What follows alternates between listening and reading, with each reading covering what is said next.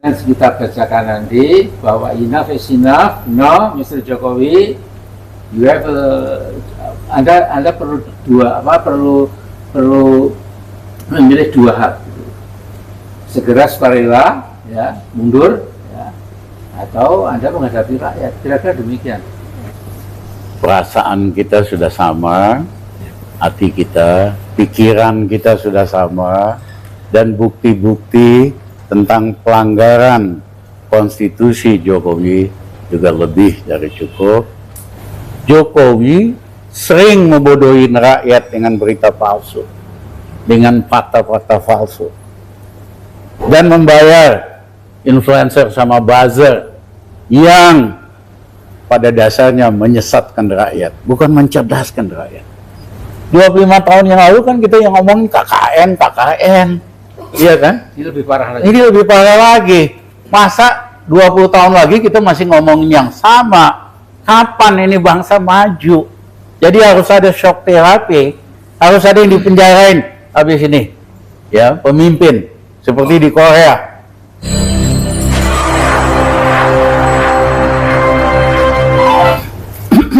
Assalamualaikum warahmatullahi wabarakatuh.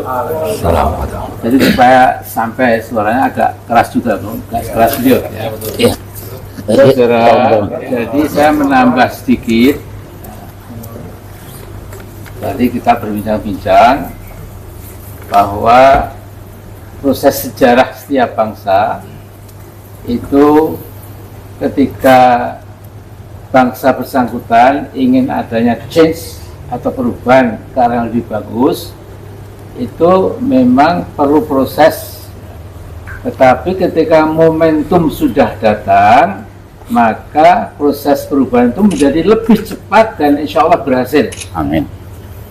Nah, saya dan teman-teman meyakini the moment now is coming very soon. Ya. Jadi sedikit ini mengenang waktu ya kita hormat pada semua presiden, ya. Semua presiden sebelum Pak Jokowi itu jadi bagus sekali dibandingkan dengan ini Pak siapa? Pak Jokowi ini. Ya. Nah, jadi waktu itu saya ditanya wartawan Newsweek, New York Times dan lain-lain. Dia menanyakan pada saya, kapan Mr. Soeharto akan stand down, akan step down. Saya mengatakan, listen to me, in a matter of days, not weeks, dan hitungan hari, bukan minggu. Apa betul? Ya, percaya saya begitu. Memang 5 hari setelah itu memang artinya Pak Harto itu stand down, step down, karena beliau negarawan, tidak ngotot. Ya. Nah, yang satu ini, ya, kita akan nilai sendiri. Ya. Sampai Rocky Gerung mengatakan dia itu ini itu, memang saya kira memang maklum lah ya. Kalau ada kata lebih gawat lagi mungkin dipakai Rocky Gerung ya. Jadi terima kasih Pak Rocky Gerung. Ya. Nah, karena itu singkat saja ya, kami ini insya Allah akan membuat sebuah pernyataan. Beri waktu kami beberapa hari. Nanti editor in chiefnya beliau ya, kasih masukan, Pak Ahmad masukan, Faisal Basri masukan dan lain-lain. Nanti Anda semua kami undang lagi ke sini ya untuk apa? Untuk mengetahui bahwa inilah konklusi kita supaya perubahan cepat terjadi sebagaimana diinginkan oleh kebanyakan rakyat. Saya yakin sekali itu ya. Nah, jadi yang penting 1, 2, 3 hari ini tokoh-tokoh yang tadi saya sebut akan ke sini, ke rumah Pak Rizal Ramli, kemudian tukar pikiran. Jadi kita beri yang penting yang nggak terbantahkan. Ya. Kemudian kita bacakan nanti bahwa enough is enough. No, Mr. Jokowi, you have Anda perlu memilih dua hal. Segera sukarela, ya, mundur, ya, atau Anda menghadapi rakyat. Kira-kira demikian. Nantilah, insya Allah setelah butir-butir itu terjadi, mungkin kita lebih bisa ya. Ada sekarang sedikit. Ya, saya sedikit aja Pak. Keras, jadi keras. Jadi tadi apa yang disampaikan Bang Rizal dan juga Pak Amin, itu kalau kita bicara bernegara, sudah sekian banyak pelanggaran hukum, kejahatan yang menurut ukuran konstitusi itu sudah sangat layak Pak Jokowi itu dimakzulkan. Petisi 100 punya sekian banyak daftar bahwa pelanggaran dan kejahatan yang dilakukan Jokowi itu sudah lebih dari cukup untuk beliau itu oleh DPR segera diproses pemakzulan menurut pasal 7A. Nah, tapi di sisi lain, kita tidak melihat prospek bahwa DPR akan melakukan sesuatu. Nah, karena itu kita berharap sebetulnya DPR ini kalau memang ada pimpinan-pimpinannya yang tersandra, ya, itu segera diminta mundur supaya proses tadi 7A itu bisa berjalan. Tapi di atas itu semua, seandainya memang tidak bisa, tadi itu Bang Rizal, Pak Amin ini sudah merencanakan sesuatu untuk oke, kita tidak bisa lagi pakai lewat DPR. Tapi gerakan rakyat itu juga jangan dinilai itu tidak konstitusional. Itu juga sesuatu yang konstitusional dan itulah yang mudah-mudahan nanti bisa kita lakukan. Dan kita berharap sebetulnya semua tokoh-tokoh oposisi yang selama ini juga sudah bersuara itu bisa bergabung dengan kita untuk bagaimana ini bisa segera terwujud. Saya kira itu mungkin tambahannya. Terima kasih, Pak. Silakan. Ya, Pendek-pendek ya. Ya, izin Pak Rizal mungkin nanti bisa menjawab. Saya Pandi dari 20detik.com.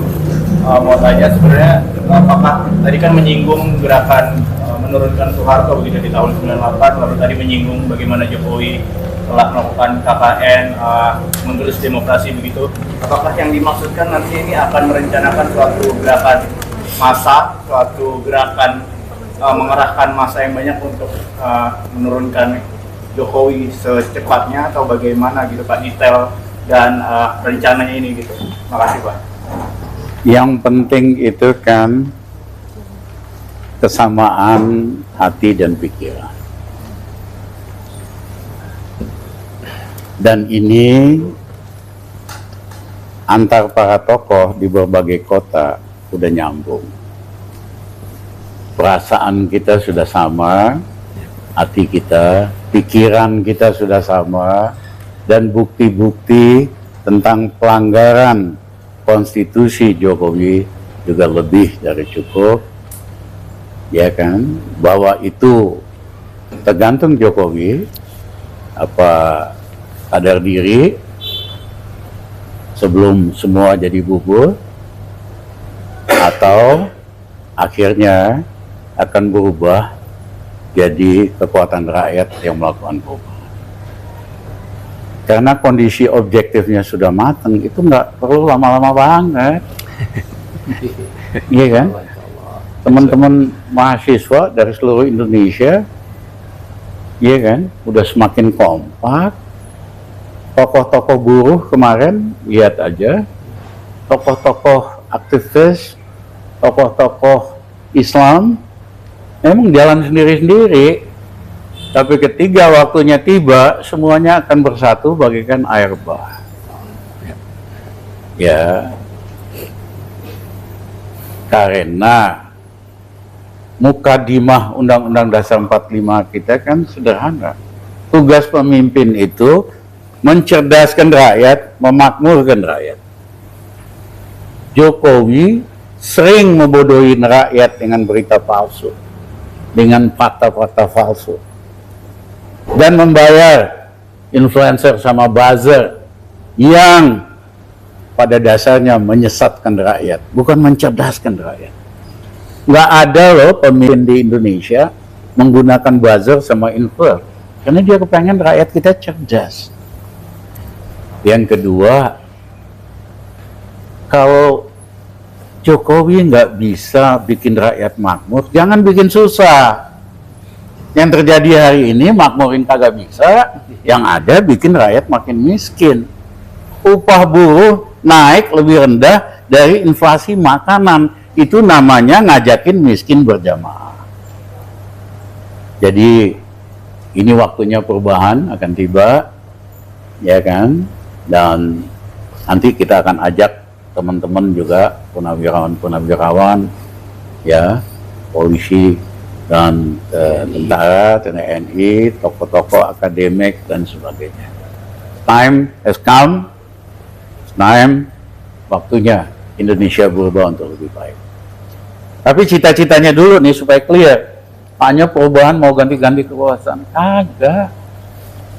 Cita-cita kita begitu Jokowi jatuh, satu, harga BBM kita akan turunkan sehingga di kantong rakyat ada uang. Yang kedua, tarif listrik kita akan turunkan ke posisi 3 tahun yang lalu sehingga cicilan listrik rakyat berkurang 30%, ada uang di kantongnya. Yang ketiga, kita akan stabilkan kebutuhan pokok. Yang keempat, kita akan naikkan kredit untuk UKM dari hanya 18% dari total kredit ke 35% dalam 1 tahun. Sehingga UKM yang 40 juta ada uang. Hari ini di daerah-daerah nggak ada uang, di bawah nggak ada uang. Kesedot untuk bayar pokok sama bunga utang 780 triliun. Kita beresin soal utang dan lain-lain. Yang kedua, kita adakan pemilu yang lebih adil dan fair. Belajar dari Pak Habibie. Pak Habibie hanya 6 bulan persiapannya, nggak perlu lama-lama. Yang dia lakukan, Ketua KPU, Bawaslu, tokoh independen, anggotanya dari partai-partai supaya bisa saling ngawasi. Bukan hari ini sengaja dipilih ormas supaya gampang diatur. Yang ketiga, tidak ada lagi threshold sehingga pemilihan presiden, gubernur jadi lebih kompetitif, faktor uang lebih berkurang, dan yang terakhir, nggak ada lagi tuh box dibawa dari TPS ke kecamatan, disitulah kecurangan dilakukan. Nanti dari TPS 85.000 langsung ke satelit, rakyat monitor lewat handphonenya. Biayanya pun sepertiga dari yang mereka minta biaya buat 2024 90 triliun. Kita udah hitung cukup 30 triliun. Jadi teman-teman, itulah arah perubahannya. Ini waktunya kita berubah. Capek kita semua ngulangin kasus yang sama lagi, Mas Amin. Ya. Iya. 25 tahun yang lalu kan kita yang ngomongin KKN. Iya kan? Ini lebih parah lagi. Ini lebih parah lagi. Masa 20 tahun lagi kita masih ngomongin yang sama? Kapan ini bangsa maju? Jadi harus ada shock terapi, harus ada yang dipenjarain habis ini. Ya, pemimpin seperti di Korea. 5 mantan presiden, 3 jenderal. 5-5-nya dipenjara karena korupsi. Hari ini gubernur, presiden, perdana menteri di Korea kagak ada yang berani ngaco-ngaco. Sibuk ngurusin rakyatnya, makanya rakyatnya maju. Indonesia perlu shock terapi karena penyakit KKN ini udah ganas selama Jokowi dibiarkan berkembang biak.